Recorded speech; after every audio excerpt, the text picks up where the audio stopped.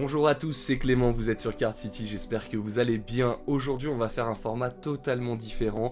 Je tiens à préciser que toutes les informations ne sont pas exactes dans les propos que je vais tenir, parce que voilà, c'est des faits qu'on m'a racontés, c'est des faits avérés, ce sont des faits vrais. Maintenant, je n'ai pas tous les détails, donc je vais essayer de vous dire ça d'une manière la plus claire possible et peut-être agrémenter un petit peu tout ça. C'est un sujet délicat, compliqué, on y revient tout de suite, mais avant vous connaissez comme d'habitude, jingle, bang.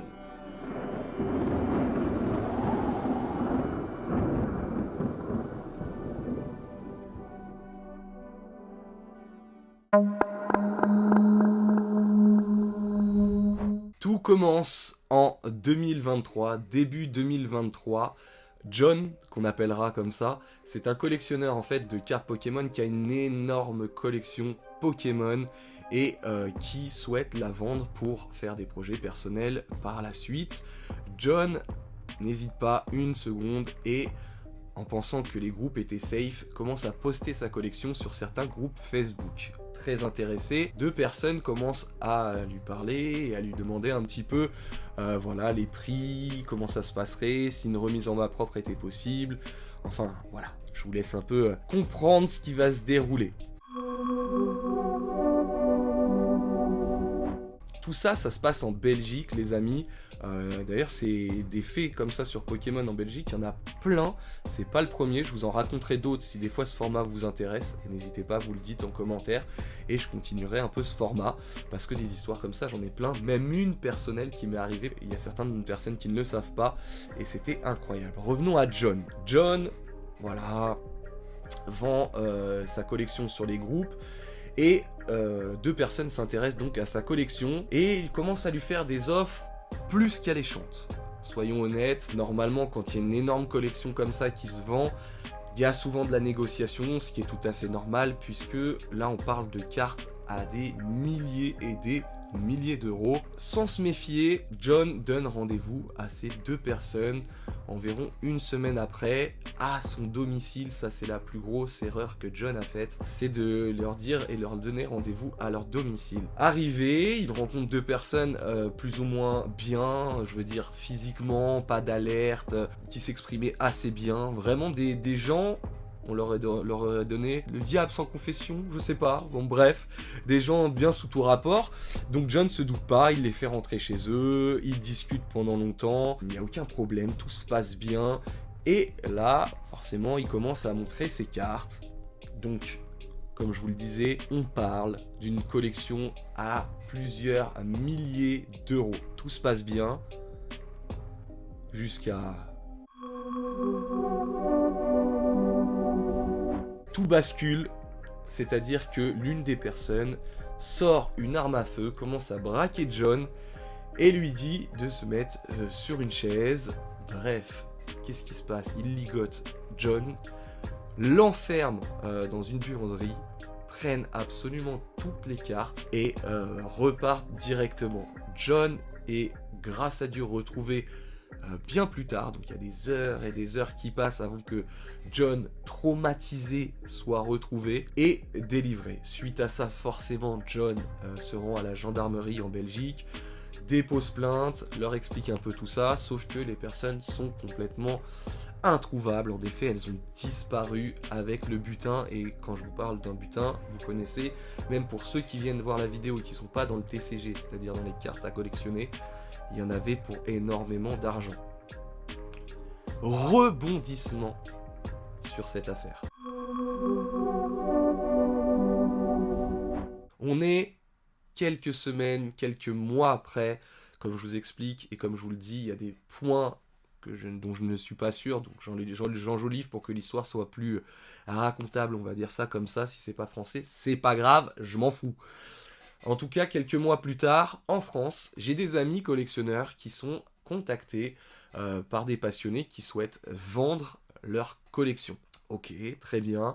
Et là, on parle de collectionneurs, peut-être que vous passerez par là et que vous allez vous reconnaître. Vous verrez peut-être dans les commentaires, ils se sentiront concernés et ils mettront sûrement un commentaire, voilà, parce que cette histoire, personne la connaît, en tout cas très peu. Pas mal de gens dans la communauté, mais hors communauté, où voilà, dès qu'on s'y intéresse pas, fallait vraiment connaître un petit peu tout ça. Voilà pourquoi je vous l'explique.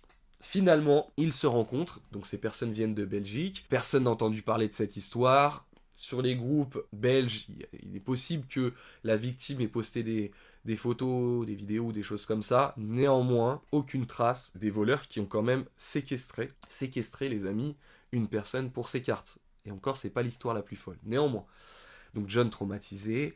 Finalement, les deux personnes arrivent, comme je vous disais, bien sous tout rapport. Alors, est-ce que c'est une façon de dire bien sous tout rapport, mais plutôt bien habillé, la façon de parler très correcte, très courtois, les choses comme ça.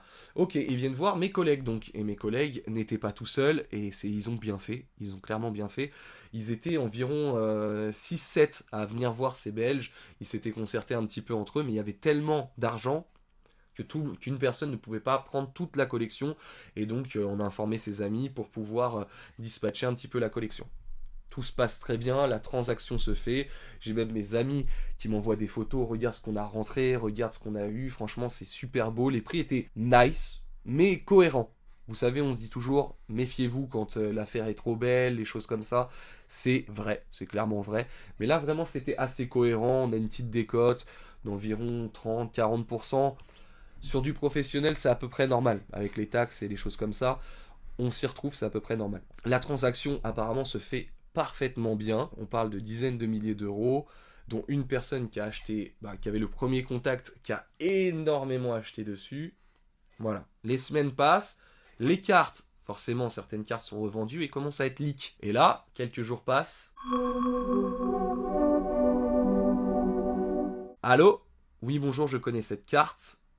Cette carte, elle vient d'une séquestration, d'un vol et autres. Donc mon ami appelle ses autres amis, qu'est-ce qui se passe, comment, voilà, qu'est-ce qui s'est passé. Vous savez, parce que sur les boîtiers PSA, vous avez le numéro, et les personnes n'ont même pas pris le temps ou la peine d'enlever les cases de PSA, ou voilà, même si on peut le voir avec le pattern holographique, certaines cartes ont chacun leur propre pattern. Là, dans cette situation, ils n'avaient pas vu, ils n'avaient même pas pris le temps d'enlever les boîtiers et autres, ils ont fait un coup, un seul, et ça suffisait. Du coup, forcément, de fil en aiguille, la police belge apprend cette nouvelle, puisque forcément, la victime porte plainte, donne les preuves que les cartes sont aujourd'hui en France, elles ont été réceptionnées par des amis à moi, tout simplement, mes amis à moi très corrects et voilà, très légal, ont de toute façon pour obligation de renvoyer les cartes qui sont mises sous scellé dans cette affaire, tout simplement. En somme, mes amis ont acheté des cartes pour des milliers d'euros, une personne s'est fait séquestrer par des gens, donc faites bien attention quand vous ouvrez les portes de chez vous. Moi personnellement j'ai caméra, détecteur de mouvement, enfin bref, tout ça parce que malgré que ma collection soit au coffre, la plus grande, il y a quand même 2-3 items chez moi, on ne sait jamais. Malheureusement, donc je disais pour la victime principalement, parce que je pense que se faire séquestrer dans sa propre maison et être laissé comme ça pour abandon, imaginez-vous, personne serait venu, il serait mort, ça serait incroyable, menacé avec des armes, bref, j'imagine même pas le traumatisme de cette personne qui a rien demandé et qui pensait vendre juste cette collection. Pour mes amis, ils ont dû rendre absolument toutes les cartes ont été mises sous scellé, donc ni la victime pour l'instant, même si ça fait longtemps, donc je pense que depuis elles l'ont récupéré, mais ni mes amis n'ont récupéré donc les cartes et leur argent. Et je vous parle de dizaines de milliers d'euros de préjudice, donc je peux vous assurer que ça fait assez mal, parce qu'ils n'ont pas eu le choix que de rendre les cartes qui ont été volées, ce qui est tout à fait normal, ils le comprennent, mais entre la France et la Belgique, c'est très délicat, vous voyez, de faire une demande pour rentrer dans le procès, pour pouvoir récupérer ces fonds, c'est extrêmement délicat. Je ne sais pas, il faudrait que je me renseigne, mais je ne sais pas si les auteurs du vol ont été arrêtés. Ça, c'est une chose que je ne sais pas. Je ne crois pas, en plus, je crois que les auteurs du vol n'ont pas été arrêtés, donc ça a été un coup, voilà, réussi pour eux, enfin réussi, après le karma s'occupera d'eux. Mais voilà, tout ça pour vous dire qu'il faut extrêmement vous méfier, c'est une histoire qui est vraie. Si vous avez aimé ce format, les amis, n'hésitez surtout pas à vous abonner, à liker. Des histoires comme ça, j'en ai plus d'une, croyez-moi. C'était Clément, vous étiez sur Card City, prenez soin de vous, big up.